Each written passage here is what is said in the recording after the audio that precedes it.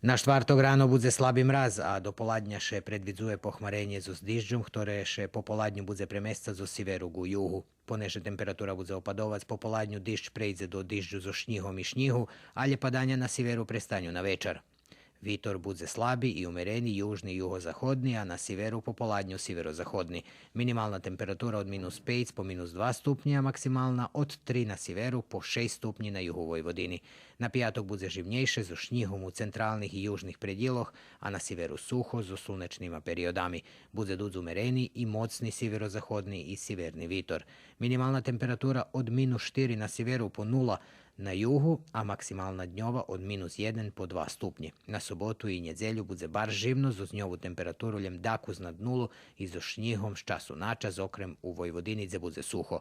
Perši 2-3 dnji do coho tižnja i dalje budu bar živni, zo s možljivim šnjihom z času na čas, ponzelog i vovtorok, a od sredi bude suho.